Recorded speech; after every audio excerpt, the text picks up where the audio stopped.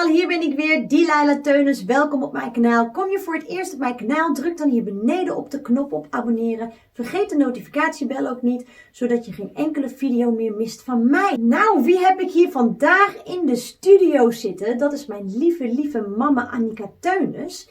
Ja, we gaan het vandaag hebben over de uitweg, want mijn moeder weet echt van alles. En ja, dit is toch wel een topic wat we moeten weten, want ja, we weten nu alle leugens, maar we willen nu ook de waarheid weten. Nou mams, wat is de uitweg? Hoe komen we uit dit 3D slavenprogramma? Nou, om jezelf te erkennen wie je werkelijk bent. Kijk eens wat hier staat. Ja, een nieuwe t-shirts. Kijk eens wat daar staat. Onze de nieuwe t-shirts. Het is gewoon allemaal waar. I am God, I am fearless. Yes. Dat is de uitweg. En de uitweg, dat is natuurlijk waar, want we zijn God. We zijn kosmisch wezen. En elk atoom wat er om ons heen zweeft en waar we uit gemaakt zijn, dat is het atoom van God. En het atoom God, dat bezit intelligentie. En dat bezit dat het angstvrij is. En dat bezit leven. Dus we zijn het levende wezen van het universum, wat eigenlijk niet dood kan gaan. Dus doodgaan is eigenlijk een illusie. Een illusie van het eeuwige leven, wat we zijn. En dat bedoel ik niet mee reïncarnatie. Nee, leven blijven in je fysieke lichaam. Omdat het lichaam is gemaakt voor eeuwig te leven. Want waarom wordt het elke dag vernieuwd? Als je een wond hebt, wordt het ook vernieuwd. Dus het is een proces wat je aan de gang kan zetten in je lichaam. Dat je blijft leven en dat je altijd gezond blijft. En dat je altijd vernieuwd wordt. Omdat het universum is een vernieuwingsproces. Het is schepping. Een scheppende kracht. En het voltrekt zich in ons lichaam. En dat is al eeuwen oud, zoals alle profeten het hebben verteld. En noem maar op, Boeddha, Jezus, Mohammed en Osiris en nog meer van deze mensen die net als wij waren en die dat allemaal verwerkelijkt hebben.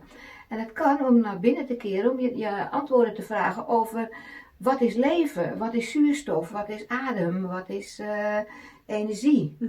En als je dat jezelf af gaat vragen, dan kom je erachter. Dus we moeten niet zeg maar een regeltje lezen, maar we moeten ook elk woord eigenlijk gaan uitrafelen wat er voor intentie in zit en wat voor inhoud dat woord heeft. Dan kunnen we er heel veel uit leren en dan kunnen we ook begrijpen wat het leven betekent. Ja, want er zijn toch veel mensen die, ja, die, als je zegt je bent onsterfelijk, dat snappen ze niet. Nee. Dan denken ze, dan denken ze dat je het over reïncarnatie hebt of zo, of over de hemel waar je dan heen gaat. Ja, dat je daar verder gaat leven. Een plek met zalmpjes en engeltjes. Ze snappen niet dat je in het fysieke lichaam echt kan blijven. Ja, kan blijven. Ja. Hoe zit dit? Want dan krijg je vaak de vraag van ja, hoe leg je dat aan iemand uit? Of hoe gaan ze het snappen? Ja, om zeg maar bepaalde ingangen te gaan vinden en om het zo duidelijk mogelijk uit te leggen dat een kind het kan snappen. En dat is natuurlijk een proces wat je zelf eerst moet leren. Ik heb er zoveel in gestudeerd. Ik heb nooit eigenlijk begrepen wat hier aan de hand was, omdat ik dat allemaal niet geloofde. Ik denk, als dit zo moet gaan, dat je leven moet en dan je dierbaren kwijt moet raken en ook zelf dood moet gaan, waarom leef je dan? Is dat dan zeg maar een tijdspanne waar je dan op deze planeet mag blijven en dan naar een of ander iets gaan waar een hemel is, gecreëerd door de religie? Ja, psalmpjes en psalmpjes en zingen daar, en harpjes spelen in een of andere hemel. Waar moet die zijn dan? Want het universum is alleen maar een heelal met de Melkweg en ontzettend veel planeten. Dat is oneindig. Dus er zal die hemel ergens hierboven moeten zijn, waar we dan allemaal heen moeten gaan. En als je dan goed bent geweest en als je slecht bent geweest, dan ga je naar de hel. Nou, ik denk dat de hel hier op aarde is. En dat we die weer moeten maken als de hemel. Ja. En dat kunnen we in ons bewustzijn doen. Ja. Want ja, dan denken ze inderdaad dat de planeet, dat je die maar als bruikleen hebt. Hè? Dat je te gast bent, krijg je ook natuurlijk wel eens te horen. Ja. Er is natuurlijk zoveel verzwegen en uit boeken gehaald en achtergehouden. Al je historische boeken, die zijn natuurlijk allemaal fake, helaas. Ja, en het is ook zo. Ja. En waarom? Eigenlijk omdat het een competitie was. Het is een competitie van religies onder elkaar, van ik weet meer en jij weet meer. En zo hebben ze elkaar ondermijnd met bepaalde zinnen uit de Bijbel te halen of uit oude geschriften. Ook bij bepaalde geschriften dan die je allemaal in de wereld hebt. Ja. En daar zijn dingen uitgehaald om mensen niet wijzer te maken van die ene wil eerder zijn als de andere. Dat is concurrentie, zeg maar. Of zo. Een Ja. petitiestrijd. Ja, Een talentenjacht. Een competitiestrijd, ja. En dat zie je nu eigenlijk, dat is het dualiteit denken. En dat is het goed en slecht.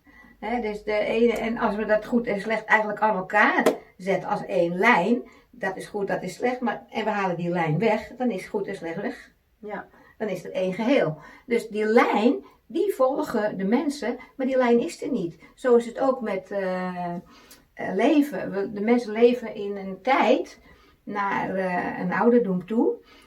Maar waar is die tijd? Hè? Ze zien in hun geest die ouderdom, zeg maar 60, 70, 80, 100 jaar. Dan ga je vragen, oké, hoe zie je die tijd? Nou, dan zie je altijd dat die heel smal gaat worden.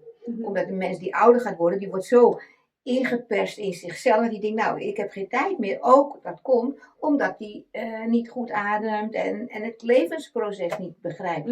Want we zijn vrije geesten, maar die geest is zo beperkt geworden en zo begrensd, dat het lichaam, die kan geen zuurstof meer krijgen en die krijgt geen levensenergie meer. Dus en de geest gaat uit het lichaam vandaan en het lichaam blijft over als de stof die, zeg maar, vergaat. Ja. En de stof die moet vast blijven zitten aan de geest. Dat is de bedoeling. Dat is de drie-eenheid. De geest, lichaam en ziel is een eenheid. En die geest die verlaat het lichaam omdat het lichaam zo geen contact meer heeft met de geest. Dus hupsakee, dat is dood. Ja, want ieder mens kiest er zelf voor om het lichaam te verlaten, ja of nee? En je kan het lichaam natuurlijk ook weer opbouwen. Zeker, dood is een creatie van jezelf, als je daarin gelooft. Ja. Maar ga je op ontdekkingsreis, waar eigenlijk nu in deze tijd allemaal in balans zijn. Dus je ziet geen uitweg meer, het is aan het knappen, de hele leugen. Dus dan moeten we bij onszelf gaan zoeken. En er zijn natuurlijk heel veel mensen die dat al weten. En die zijn al verlicht en er zijn miljoenen voor ons en wij zijn nu aan de beurt. Ja, wij zijn nog maar eigenlijk het laatste handje vol. Het laatste handje vol, ja, wat hier zich moet verwerkelijken. Ja, dat is echt hoor, want er zijn zoveel planeten, zoveel universa's in universa's. Oneindig. Ja, en dan, als je dan over onsterfelijkheid hebt, dan zien mensen toch vaak onsterfelijkheid met oud en gebrekkig. Ja, maar ik wil niet als enige onsterfelijk zijn, want dan zie ik alles en iedereen om me heen verliezen. Ja. Dat zeggen ze ook wel eens. Of dan ben ik oud en gebrekkig. Wat wil ik nou dan aan onsterfelijkheid? Maar ze snappen gewoon nog helemaal niet het denkproces of hoe het hele lichaam in elkaar zit. Hoe zit het in elkaar dat een ander dat dus snapt dat je onsterfelijk kan zijn in het hier en nu, in je fysieke lichaam. Dus niet na de dood, niet na een reïncarnatie of naar de hemel. In het hier en nu. Ja, nou het is de eerste tijd loslaten. Tijd bestaat niet, het is alles creëer je in het nu. We zitten op een planeet zonder tijd. Nu is het, in Amerika is het licht aan het worden en hier is het nu donker aan het worden. Dus de planeet draait om de zon. En het gaat eeuwig zo door. En die heeft geen kalender.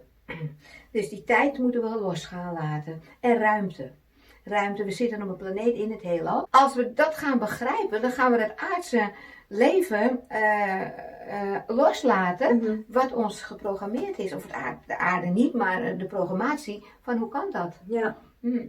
En dan zie je ook dat je elke dag nieuwe cellen krijgt en elke 9 maanden eigenlijk een nieuw lichaam. De mens is niet ouder als 9 maanden, want een baby is ook klaar in 9 maanden. Dus dat is een proces wat zich volstrekt in je lichaam, in het hier en nu. Elke 9 maanden word je vernieuwd. Dus dan kan je al teruggaan naar jezelf toe. En dan ga je al jaren en maanden en allerlei soorten toestanden loslaten.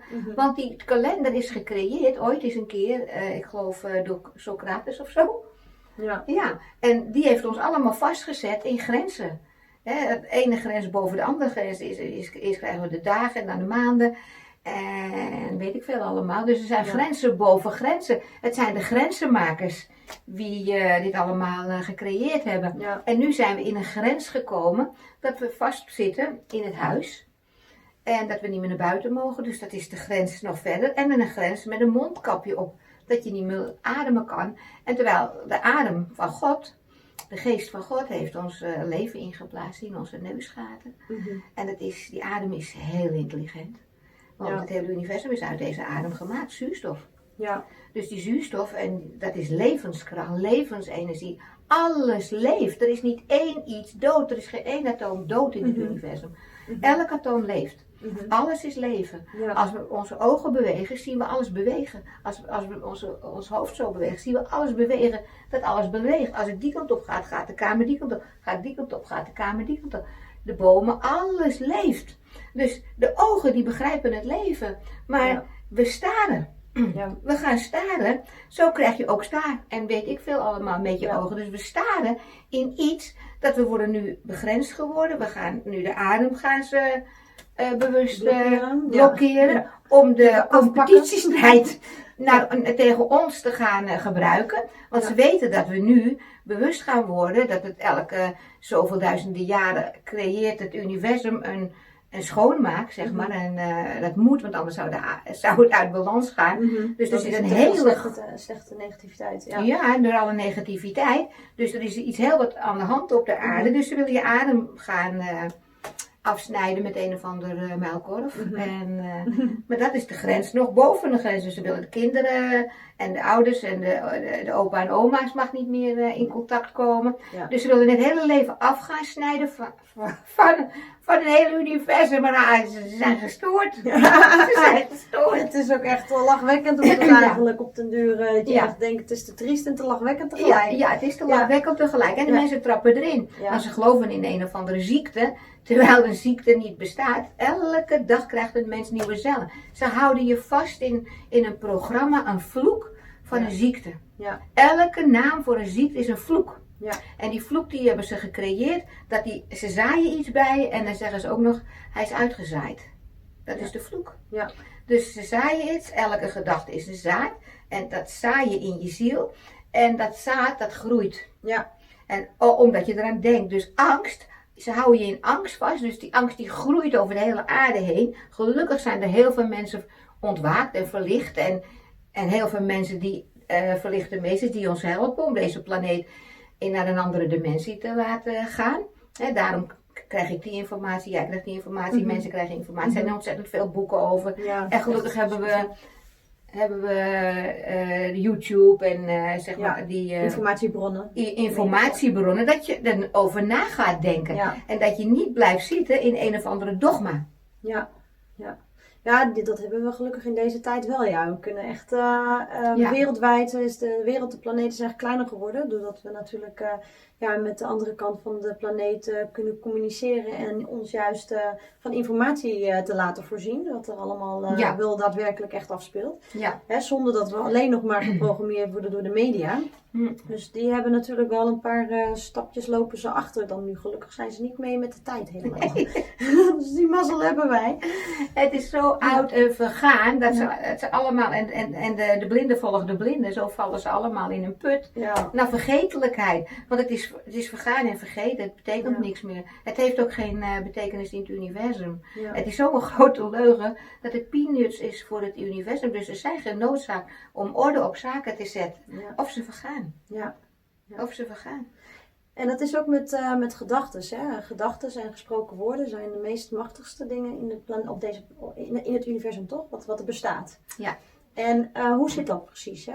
Wat zijn gedachten? Hoe kan dat het scheppingskrachten zijn? Is dat de stem van God? Is dat God? Hoe kunnen we gedachten formuleren? Gedachten zijn krachten. En dat is de geest. We hebben een geest. God heeft ons de geest ingeblazen in onze neusgaten. En hij gaf ons de scheppingskracht mee. Dat is onze gedachten. Dat is de geest. De geest had hij in onze neusgaten ingeblazen. De geest is het hele universum. Dus dat is bewust van zichzelf. En die geest die denkt. Dus hij heeft ons die denkende geest gegeven. En die gedachten zijn krachten. Dus overal waar we aan denken, creëert zich. Als we erin geloven. Dus alles wat een geloof heeft, achter die gedachte en intentie, die creëert zich. En dat kan mooi zijn en dat kan slecht zijn. Het slechte is juist, dat is het lichaam zo mooi, als we slecht denken of negatief denken, doet het lichaam pijn. Het lichaam is zo bewust van zichzelf door de intelligentie waar het door de geest wordt het lichaam uitgedrukt. Dus als wij verkeerd denken, dan krijgen we pijnen. Ja.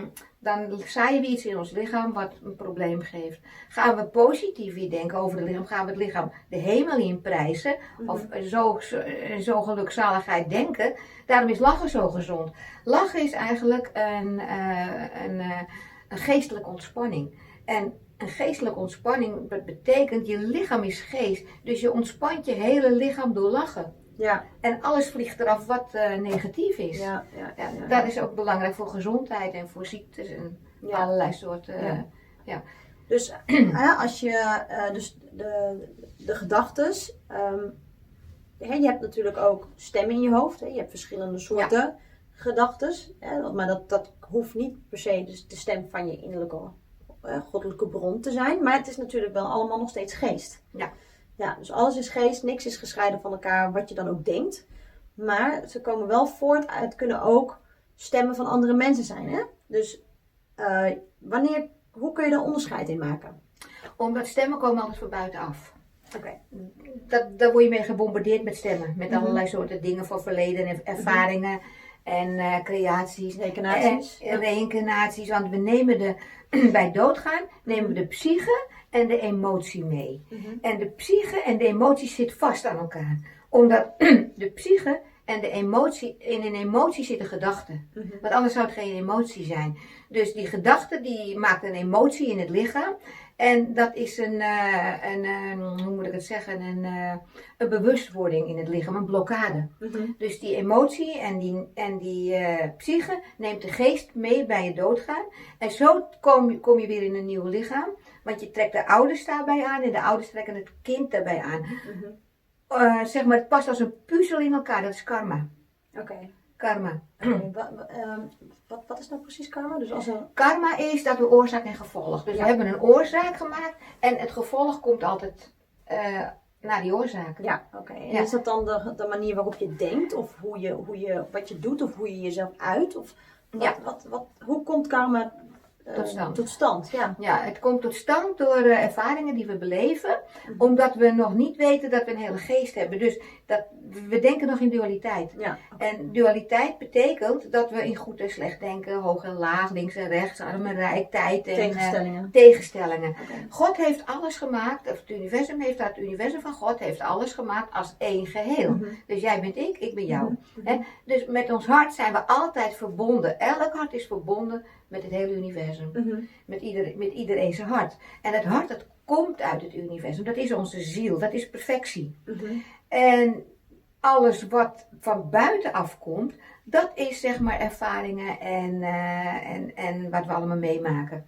Dus we nemen het mee. En zo komen we weer in een nieuw lichaam. En dat karma moeten we uitwerken. We moeten kijken. We blijven dus op dat niveau van onwetendheid. Van onwetendheid. En dat is karma. Dat is karma, ja. Het is oorzaak en gevolg en dat is de onwetendheid. Dus als je blijft in onwetendheid, dan trek je dus continu die onwetendheid naar je toe. Precies. Ja, dus elke keer weer herhaalt het zich. Precies. Omdat het niet stijgt in het bewustzijn. Dus. Precies. Ja. Precies, ja. Oké. Ja.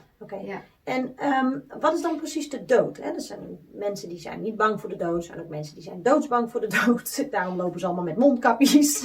Er zijn er dus heel veel. Wat is nou precies dan die dood? Want als je dan zegt van ja, maar er bestaat geen dood. Dan zeg je, ja, maar hoe kan dat nou? Er zijn toch mensen die om me heen allemaal doodgaan. En gisteren is er nog iemand overleden. Ik zeg maar wat. Er bestaat echt wel een dood.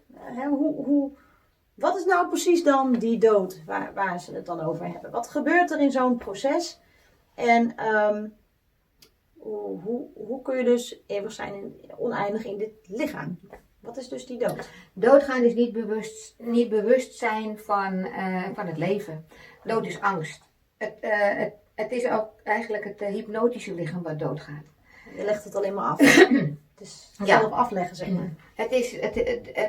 De mens is zeg maar in karma is hij in hypnose. Hypnose in waar hij in gelooft. En geloof is een hele sterke kracht. Dus als wij geloven in een weg die steeds smaller wordt en een weg die aftakeling geeft en een weg dat je dood moet gaan en ziek moet worden en weet ik het allemaal. Dus dat is een hypnose. En die hypnose, als je onder hypnose zie je er ook zo uit. Hè? En dat creëert ook ziektes. Als jij door een arts gezegd wordt dat en dat ga je krijgen en dat is er aan de hand. En dus nu, dus dat is die vloek, hè, waar je het over dat hebt. is die vloek en die pandemie. Dus de mensen zitten onder hypnose. En die hypnose, het hypnotische lichaam gaat dood. Ja. De geest kan niet dood. Nee, De geest die is onsterfelijk. Dat is één met het universum. Ja. Dus je legt het lichaam af onder die hypnose. En wat gebeurt er? De ziel zoekt weer een nieuw lichaam op, omdat de ziel kan niet buiten het lichaam om zich uit te drukken. Want het is zo hebben we ons gemaakt als een zichtbare vorm. En waarom is die vorm zo gemaakt? Om zeg maar nog meer plezier in het leven te hebben. Ja. Het is de 5 zintuigen. Zeg maar de ogen, de reuk en het gehoor en het proeven en het voelen. Omdat het universum zo'n fijngevoelig iets is om nog meer plezier aan het leven te beleven. Het leven is dus gigantisch creatief, hè? Dus het heeft zoveel creatieve ideeën. Dus niet zo gek dat er dan zoveel mensen en zoveel dingen en planten en dieren op deze planeet zijn. Alles drukt het zich uit door de pracht en praal die je denkt. Juist. Het is eigenlijk een genot om het leven te zien en de wereld te zien. Het is een genot. Want als zeg maar, wat jij zegt, dan de planten en de dieren, het is een genot om het te zien. Ja. Als we prachtige rivieren zien en prachtige zeeën en het hele universum en de sterren. Als we in een donkere nacht en we zien die sterren fonkelen, dat is iets bijzonders. Ja. En dat is eigenlijk je ogen. Schoonheid. Ja, en je zintuigen willen daarvan genieten. En zo is het er ook met proeven, met smaak, met eten, met drinken. Het is een smaaksensatie wat we willen eten. Iets creatiefs maken. Ja. Wat niet met dood te maken heeft, met dode dieren eten en met weet ik veel allemaal. Want dat is geen sensatie. Het is een sensatie om iets te creëren wat zoveel smaak geeft aan wat je drinkt of wat je eet. Dat is een sensatie. Ja, daar hangen geen biefstukken in de boom, hè? Nee. En het is ook niet leed van dieren te maken en leed van weet ik veel wat. Ze worden niet dood geboren en aan het spies. Nee, zo hoort het niet. Nee. Zo hoort het niet. Er zijn zoveel eetbare dingen, vruchten en noten en zoveel heerlijke smaken waar je zo van kan genieten. Zo is het leven. Ja. En dat is eigenlijk voor de 5 zintuigen bestemd. En het gevoel, de tastbaarheid. Zeg maar, wat ze nu ook zeggen, je mag niet meer iemand voelen. Je mag niet meer. Het is het omarmen van iemand warms. Dat je zijn energie voelt en zijn gelukzaligheid. En de hormonen. En de hormonen, de 7 hormonen die we hebben. Zeg maar, dat is het gevoel van liefde en van geluk en van gelukzaligheid. Ja. Daar is de 5 zintuigen, het lichaam met zijn 5 zintuigen uitgemaakt. En als we dat gaan begrijpen, ook het horen, de prachtige muziek die we horen en de prachtige kinderen die spelen en de vogels die we horen fluiten en de zee die je hoort gaan. Dat is voor de 5 zintuigen gemaakt en het kijken en het proeven en het ruiken. Ja. De ruik van een bloem en de ruik van heerlijke lucht, van zeeën en van bergen. Daar is het voor gemaakt. Ja. En hoe meer het lichaam moet fijnstoffelijker worden. We moeten uit die zware stof weg van negatieve gedachten en van dualiteit. Ja, dat is door dus de negatieve gedachten creëren we ook natuurlijk de ouderdom en de weg naar de dood. Want het is natuurlijk de angst. Je ziet in je visioen, zie je dus al die dood. Precies. Ja, want zo ben je opgevoed. Er is altijd een komen en een gaan. Ja. Dus op het einde van die tunnel, die steeds smaller wordt waar je het over hebt. Ja. Daar is dan die dood. Want we moeten natuurlijk nog snel je werk doen. We moeten nog snel trouwen en een relatie hebben en kinderen krijgen. Voordat ik dadelijk het niet meer kan. We moeten natuurlijk nog genoeg geld verdienen voor onze oude dag. En ons pensioen opbouwen. Want anders hebben we niks meer en gaan we eenzaam dood. Toch? Zo gaat het toch? Het is waar. Het is waar wat je zegt. Het is een draf. Een snelle draf om alles te vergaren. En dan kan je op de harp spelen. We moeten alles doen voor die dood. Ja. Mensen doen alles voor de dood, jongens. Ze Ja, moeten juist precies. alles voor het leven doen. Juist. Ja. Juist. Ja, het wordt zo verkeerd begrepen, maar ja, het wordt je natuurlijk ook zo gewoon aangeleerd. Dus Ja, op school. kan het ze bijna niet kwalijk nemen natuurlijk. Nee. En want hoe zit het dan met, want die dood, je legt dus het hypnotische lichaam af, hè, wat je zegt. Ja. Je kan dus, als je dus bewust bent van je lichaam en van je geest, dus dan heb je meesterschap over je gedachten, kan je dus je lichaam weer opbouwen. Je kan zelfs een beschermingsenergie om je heen doen, zodat mensen je niet eens kunnen zien of aanraken. Er zijn zoveel dingen mogelijk met het hogere bewustzijn, dus het 100% gebruiken van je bewustzijn. Klopt. Dat je niet eens aantastbaar bent. Klopt. Ja. Ja. De voorgaande profeet, zoals Jezus bijvoorbeeld, of andere profeten die het ons vele malen hebben willen laten zien, die hebben zich bewust laten kruisigen om te laten zien, of op een andere manier laten zien van mensen. Juist. Juist, Jezus liet ze expres kruisigen om de mensen te laten geloven, zijn dierbaren bij hem en ook zijn apostelen die om hem heen waren, de discipelen, dat er geen dood bestaat. Ze zeggen, oké, kruisig me maar. En ze hebben een speer in zijn lichaam gestoken, dat er nog bloed uitliep, dus het was niet gestolten. En toen hebben ze hem, zeg maar, bij de laatste adem zo gezegd, dus hebben ze hem in een graftombe gelegd in een berg. En met een grote steen ervoor en wachten ze ervoor dat hij er niet uit. Dat was de begrenzing die de mensen dan hadden. Zo'n begrenzing, dan kan hij er niet meer uit. Ja. Nou, hij had zijn lichaam zo ontwikkeld, want we hebben natuurlijk zo'n grote kracht in onze chi-kracht, dat je kan mensen wegblazen met deze chi-kracht. Ik heb het gezien allemaal. Ik ben in landen geweest dat ze dat ook deden. Dat hebben we ook, Ja, er is een video van ons leven, dan heb ik al een en ander verteld dat we daar zijn geweest. Heel erg interessant. Ja, we zijn juist op zoek altijd geweest naar dit soort dingen, omdat het me heel erg interesseerde. En hij had die berg wel op kunnen blazen met zijn geest, omdat eigenlijk alles is geest. We hebben de 5 werelden, het mineralenrijk, het plantenrijk, het dierenrijk, het menselijk rijk. En dan gaan we naar het goddelijke rijk toe. En dat is de stijging steeds van dimensies. Hè? Dus als wij de macht krijgen in onze geest over alle rijken, die lagere rijken, dan kunnen we alles beïnvloeden. Dan kunnen we die mineraal laten bewegen. En dan kunnen we die mineraal, omdat alles is energie. En energie zit bewustzijn in. En bewustzijn betekent, er zit gedachte in energie. Als er geen gedachte in zit, als je een mineraal hebt, een prachtige mineraal of een steen. Hoe komt die zo mooi? Ja. Hoe komt een briljant zo mooi? Of een diamant, of een robijn, of een smaragd. Of de bergen. Want eigenlijk alles, de hele aarde, is één grote prachtige fonkelende steen. Het is een reflector voor de zon. En hoe kan dat allemaal? Wat zou dat zomaar zijn gekomen zonder bewustzijn of zonder denken? Ja. Dan is hij toch wel intelligent eigenlijk, toch allemaal. Hè? Ja, alles is intelligent. Alles is intelligent. Perfect. Dus als we een zandkorrel van het strand nemen, er zijn nu zoveel grote apparaten om een zandkorrel te fotograferen, dan zie je iets prachtigs moois. Dan moet daar toch een gedachte in zitten. Hè? Ja, Overal zit gedachten in, alles is bewust van zichzelf, om zich te creëren. Als je een dier ziet en een haar en een pori. Als we onze handen bekijken, dan leeft het. Je ziet er allemaal moleculen in, je ziet er atomen in. Het leeft, alles leeft. Dus er is één groot leven, dat heeft niks met dood te maken. Nee. En het is geest. En die lagen van bewustzijn, van net zoals die mineralen en die planten en die bewustzijnsrijken, daar zijn wij de baas over. Daarom kon Jezus over water lopen en daarom kon hij uit het niets materialiseren. Omdat hij had macht over de atomen. En wij zijn het atoom zelf, wij zijn het bewustzijn van het atoom. Dat atoom wat allemaal om ons heen zweeft, dat is bewust.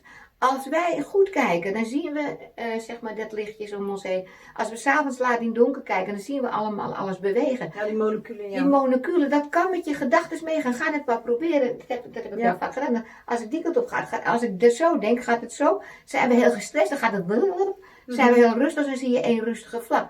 Dat is ons bewustzijn die atomen inspireren. Dus daarom kan je alles creëren wat je wil. Als we focussen op één ding, dan moeten we onze focus vasthouden. En dan trekt het de atomen bij elkaar om dat in fysieke vorm tot stand te brengen. Dat is materialiseren. Ja, alleen de intentie is natuurlijk wel belangrijk, hè? Ja. Dus alles met een liefdevolle intentie doen. Ja. Dus ga jij, wat ik in een andere video ook al verteld, wat in de meest van het Verrozen staat, ga jij de hele planeet nu in ijs willen veranderen, dan zal je zelf ook in ijs gaan veranderen. Dus je krijgt alles wel 3 keer op jezelf terug. Ja, Ja? 4 keer. Of 4 keer op jezelf terug zelfs. Ja. Ja, het is een Dus kwadraat. wat je geeft, krijg je terug. Dus geef jij heel veel liefde, zal je nog meer liefde krijgen. Dat zijn ook de schatten die Salomon kreeg, hè? Ja. De 12 talenten of zo, of de 90 talenten, wat was het? Ja, 70 talenten? 1000 talenten. 1000 talenten van de zogenaamde. Salomon was een koning. Die was heel lief voor zijn volk en die deed alles voor zijn volk. En hij zegt, je moet geven en geef is krijgen. En hoe meer je geeft, hoe meer je uitdeelt, hoe meer, als je het maar met een intentie doet. Van ik gun het. Het is een kwestie van gunnen. Het is een kwestie van geven. Dan krijg je zoveel terug van het universum, omdat het is een gevoel. Ja. En dat gevoel, dat maakt een stof aan in je lichaam. We hebben de hypothalamus, dat is in onze hersenen, dat kan je heel goed zien bij die film van What the Bleep Do We Know. Ja, What the Bleep Do We Know. Ja. En dat is een klier in onze hersenen en die maakt een stof aan waar wij op denken. Dus het maakt een gevoel aan waarop wij denken. Dus denken wij in iets heel positiefs, dan voelen we dat ook. Dus het lichaam is de magneet. Denken wij in iets negatiefs, dan voelen we dat ook. Dus die klier die maakt alles aan waar wij op denken. Dus hoe meer wij in gelukzaligheid gaan denken, in plezier, in genieten en in vreugde en in jong en in jeugd, gaat het ook creëren in je lichaam en je straalt het uit. Want je voelt die uitstraling van positieve mensen. Ja, en het is natuurlijk niet, sommige mensen zeggen of denken van nou ik geef maar, want dan krijg ik het terug. Nee. Dat is weer een verkeerde intentie. Dat is weer uit angst. Ja, dat is uit angst. Ja, je moet niet uit angst geven, je moet blij zijn. Ja. Als je iets kan geven. Blij zijn van oké, ik vind het leuk als iemand geniet ervan. Ja, en eenheid de eenheid juist beseffen. Dat we allemaal één zijn. Dus ik geef het omdat jij bent mij, ik ben jou. Jij bent mij, we zijn niet gescheiden van elkaar. We zijn allemaal dezelfde geest. Die in jou denkt ook in mij. Ja. En eigenlijk zitten we aan elkaar informatie uit te wisselen. Juist. Ja, en hoe meer je dat gaat beseffen, dat je allemaal uit diezelfde substantie komt, dezelfde geest. Dan, als je die ander dus pijn zou doen, dan zal je eigenlijk jezelf pijn gaan doen. Je doet je pijn. Het is wat Jezus ook vertelde, of Boeddha, het is de grootste kracht is liefde en vergeven. Blijf vergeven, want zo kwamen die discipelen bij Jezus, dat hij zei, Jezus, ik heb 7 keer vergeven. Hij zei, je moet 7000 keer 7 keer vergeven. Ja. Dat het uit je bewustzijn is. Dat je het niet meer, dat er geen smet meer in dat bewustzijn is. Want dan kan je wandelen vrij. En dan zie je ook dat je het eigenlijk jezelf vergeeft. Het is jezelf vergeven. Dat je loskomt van dualiteit en van dat je denkt, nou die heeft me dat aangedaan, die heeft dat. Maar wij zijn spiegelen van elkaar. Ja. Ik begrijp dat het heel moeilijk is, maar het is wel zo. Je kan niet anders. Ja. Jij bent de zender en de ontvanger. Alles wat je geeft, krijg je terug. Ja. Dus het gaat eerst, je geeft liefde, het gaat het hele universum door, het gaat door alle harten van alle mensen heen. En je krijgt het terug. Het kan niet anders, je bent dus de zender en de ontvanger. Ja. Verdedigen is natuurlijk wel een dingetje. Hè? Tuurlijk. Je moet je wel kunnen verdedigen. Zeker, zeker. We hebben ook een harnas om ons heen van een elektronische gordel. Ja. Die kan je door, dat is je aura. Je aura die kleurt op de gedachtes hoe je denkt. Dus als wij negatief denken, gaat het ook een bepaalde soort donkergroen is. Kort misselijk van misselijkheid van, hoe noem je dat, groen of zo? Ja. Oh, donkerrood. Maar je hebt ook de prachtige mooie lichte kleuren. Ja. En dat is hoe mooier en lichtere gedachten je hebt, hoe mooier je aura wordt. Totdat die helemaal wit en goud is. Want dan ben je in een bewustzijn van het universum. Ja. Dan ben je in het bewustzijn van de zon. Dan ben je die verlichte ziel die ze kleuren en schilderen. Dan ze zien wat je ziet bij kunstenaars. Ja, precies. Ja. En hoe zit het dan? Hè? Want je bent onsterfelijk. Ja. We hebben natuurlijk net uitgelegd dat je onsterfelijk bent. En wat er dan gebeurt tijdens het proces als je dus doodgaat. Dus die visioen die creëert dus de dood. Hè? Dus als je gelooft in die dood dan ga je ook. Ja, net als je hebt een doel en je wil heel graag volgend jaar een mooie nieuwe auto. Dus die doel die hou je voor ogen. En je zult zien als je er alles voor doet dat je dus ook die auto gaat krijgen. Die dood te gaan streven, want dat is wat 99% van de bevolking doet. Streven naar die dood. Dan zal die dood dus ook gaan intreden. Of dat nou door middel van een ongeluk is, of een ziekte, of een moord. dat is helemaal aan jou, hoe heftig jouw leven op dat moment is, toch? Klopt. Hoe zit het met het lichaam? Hè? Want we hebben nu begrepen, nu weten we dus dat je zelf dat lichaam aflegt. Want ja, als de pijn te heftig wordt of iets dergelijks, je hebt een ongeluk of die pijn is gewoon ondraaglijk, dan denk je van nou, nu direct het lichaam uit, verlaten we deze zooi, want dit is ondraaglijk.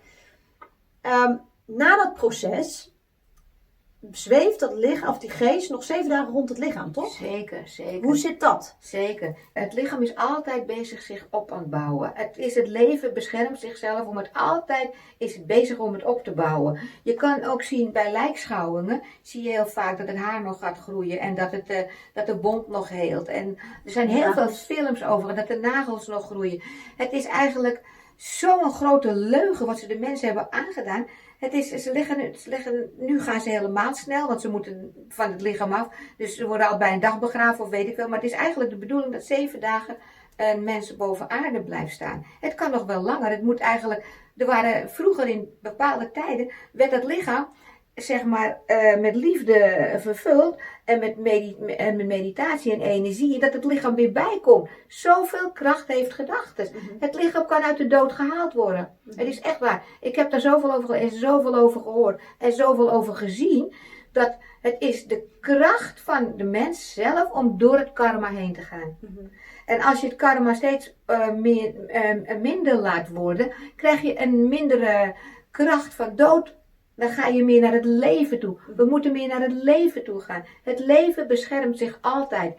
Zo kan je het zien als een mens ziek is en ze geven hun morfine.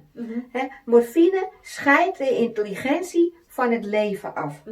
Dus wat gebeurt er? Het lichaam vecht niet meer om tot leven weer te komen. En dat dat kan je heel goed zien als de mensen morfine krijgen. Dus, en ook bij, dat ze de mensen nog levend houden, waar je ook een filmpje over gemaakt hebt, voor donor, ja. Het is zo'n grote leugen. En die leugen die is al 2000 jaar of misschien wel 4000 jaar is het ingetreden. Dat ze die mensen, hebben ze speciaal, iemand die doodgaat, van de mensen die dat allemaal, die satanisten die dat allemaal zo verdraaid hebben. Je legt in een kist en die kist, dat is genageld. Je wordt genageld. Dus Jezus werd aan het kruis genageld. Hè? En hij liet het zien van ik sta op uit die nagelerij. Maar die mensen worden in de kist met een nagel en toestanden erop en alles. Dus je ziet ook dat dat is speciaal ook, zijn er ook films van, dat die kisten helemaal met krabben zitten en weet ik veel om eruit te komen. Want 7 dagen blijft die geest om het lichaam. Het kan wel langer nog duren. Er is ik geloof niet, is dat niet Yogananda of zo, Yogananda Paramaswami, die nog levend ligt in een of andere, die kan je bekijken. In de jungle, hè? Ja, die liggen nog levend en daar is niks met het lichaam gepasseerd. Omdat die geest nog bij dat lichaam is. Je kan wel 2 lichamen hebben. Je kan met je geest een ander lichaam weer opbouwen. Bilocatie heet dat. Ja, er zijn zoveel lichamen die weer doorleven, want je kan... als je bewust bent met je geest en de materie, bouw je het lichaam zo weer op. Je kan jezelf dupliceren. Je kan jezelf dupliceren. Dat doen ze nu al met klonen eigenlijk. Hè? Maar dat is niet de bedoeling. Nee. Het is de bedoeling dat je het met de geest doet. Ja. En er zijn zoveel boeken over. En zoveel wetenschappelijke films zijn daarover gemaakt al. Maar ze houden het allemaal weg voor de mensen. Ze houden alles weg. Ja. Doodgaan is dat het lichaam in een lagere frequentie zit. De geest is altijd één, omdat het één hele geest is. Het universum is één heel geheel. En het is niet daar, het is niet hier. Nee, dat zit in ons, het is één geheel. En als het lichaam in een lagere trillingsfrequentie gaat komen, door tijd en ruimte, dat het steeds smaller gaat worden, door begrenzingen, kan de geest het lichaam niet vasthouden. Dan moet de geest eruit gaan. Die zegt, ja, bekijk het maar jij begrijpt mij niet. Nee. He? Dus die geest die gaat uit het lichaam vandaan. Gaan wij bewust worden, kunnen we dat lichaam, hallo, dat lichaam dat blijft bij me, want het lichaam is van mij en dat ga ik opbouwen. Ja. Zo bewust kan je zijn. Ja. En dat is waar. Ja, je kan alles zelf leren. Je kan alles zelf leren. Je kan alles, en er zijn zoveel boeken over. Ja. En er zijn zoveel films over. Ik heb films die kan je... Ja, ik zal alles onder in de link zetten. Dus mensen, kijk in de beschrijving onder deze video. Daar zet ik allerlei soorten links neer. Ook boeken die je kunt lezen. Die zeer, zeer interessant zijn. Om je bewustzijn dus te verhogen naar een hoger bewustzijn. Want dat is de bedoeling. Als je dus onwetend bent, dan leg je dus dat lichaam af. Als je dus kennis hebt, kennis is macht. Hè? Vele wijze meesters, mensen hebben ons dit al verteld, dat kennis macht is. Dus vergaar dan ook kennis. En ja, doe onderzoek naar hoe je dus je lichaam dus kunt vernieuwen. Annika weet daar echt heel veel ook van. Ik weet daar heel veel van. Jij ook. Ja, hoe we dit dus kunnen gaan doen. En dit zijn thema's, daar kun je echt...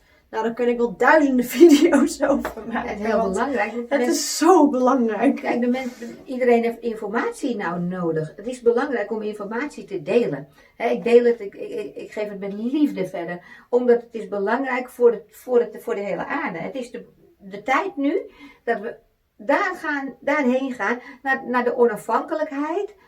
En dat is de bedoeling van onafhankelijkheid van een of andere heerser die jou afhankelijk wil maken. Het is belangrijk van Amerika dat ze daar zeg maar de wet geschreven hebben naar de onafhankelijkheid toe. En die onafhankelijkheid moet je je niet af laten pakken. Daarom is daar het volk zo aan het vechten omdat ze vrije geesten zijn. Waarom zijn ze naar Amerika gegaan? En zijn ze landen, zeg maar die immigranten, dat ze de landen verlaten hebben waar daar al grote machten heersen en weet ik veel allemaal, om de mensen dom te houden. Dus ze hebben een land gecreëerd om daarheen te gaan als een vrije staat. En die wet is onderschreven daar van onafhankelijkheid, de 4 juli, de dag van de onafhankelijkheid. En nu willen ze dat land in bezit gaan nemen om afhankelijk te maken. Gaat niet door, want het is een kosmisch gebeuren wat daar aan de hand is. En nu gaat het met ons ook zo. Het gaat niet door wat er aan de hand is, want we zijn op weg naar de onafhankelijkheid toe. Dat we hoeven niet meer bang te zijn voor de dood. Dat ze je op kunnen sluiten en dood kunnen maken en weet ik veel wat. Want we kunnen hun zoveel kracht geven, dat ze niet eens in de buurt kunnen komen bij je, omdat ze denken in sterfelijkheid. Ja. Ze denken in sterfelijkheid en dat is een hele lage energie. En de onsterfelijke kunnen ze niet zien. Nee. Omdat ze niet op dat plan denken. Ja.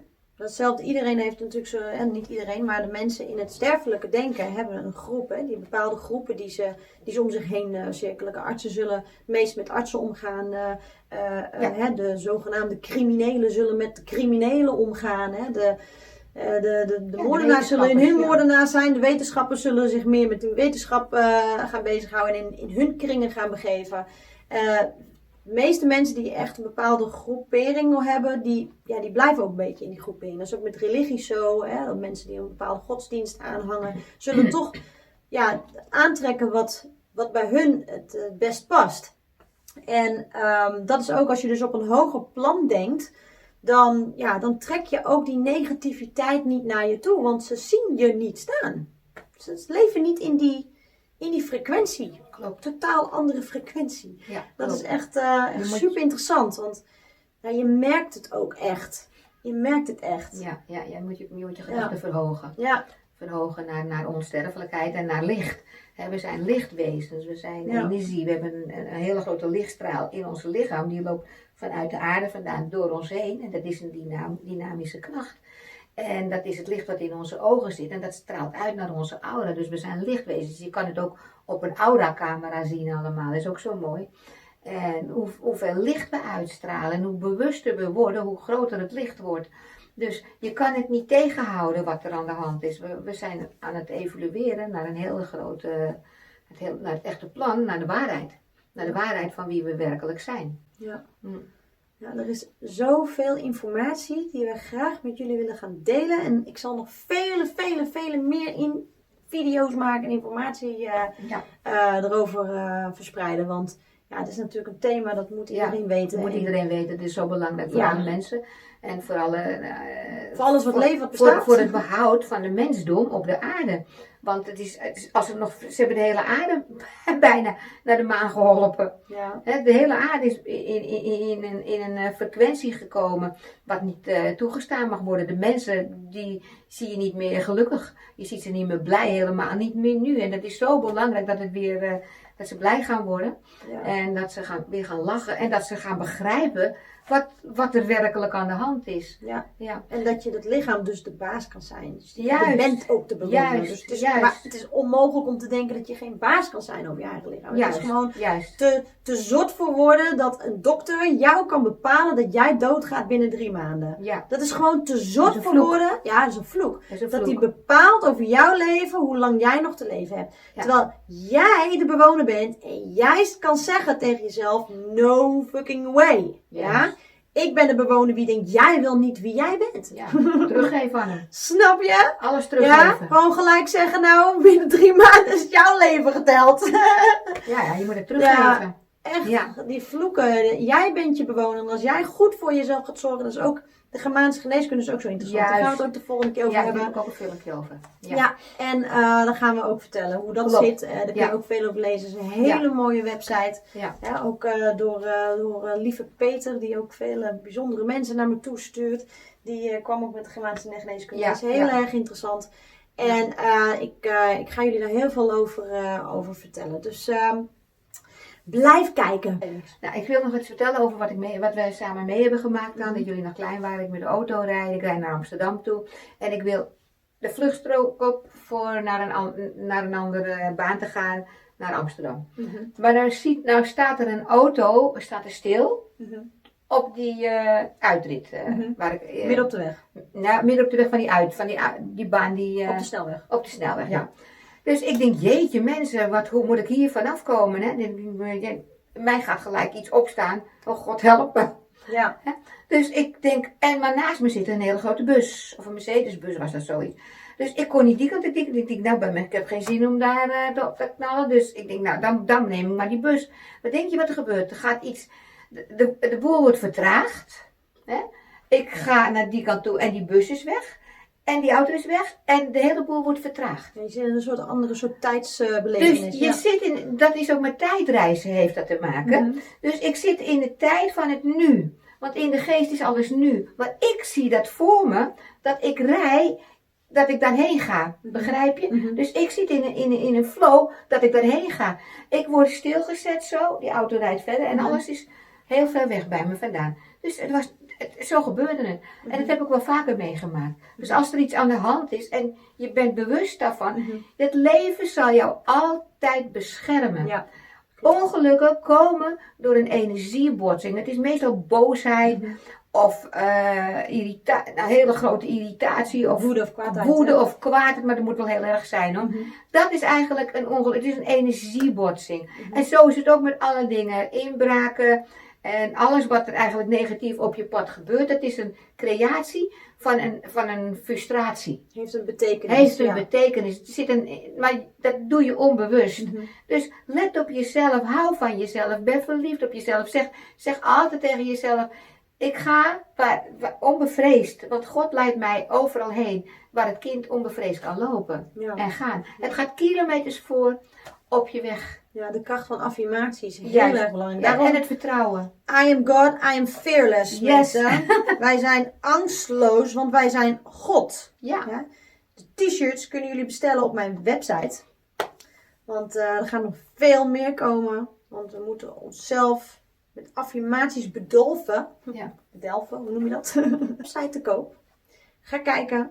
We gaan nog veel meer prachtige t-shirts maken met superkrachtige teksten. I'm God, I'm fearless. Nou, zijn bij het einde beland. Want we gaan nog veel meer video's maken. Ja. Thema waar je niet over uitgepraat raakt. Dus we zien jullie volgende week weer. Want volgende week gaan we weer een video maken. Heel erg interessant. Blijf kijken. Ben je nog geen abonnee? Druk dan hier beneden op de knop op abonneren. En vergeet de notificatiebel niet. Zodat je geen enkele video meer mist van mij. En dan like mij en deel mij natuurlijk ook. Dat mag altijd. En daarmee kunnen jullie me ook heel erg veel steunen. Dus heel veel liefs en liefde voor jullie. En een heel fijn weekend. Dag!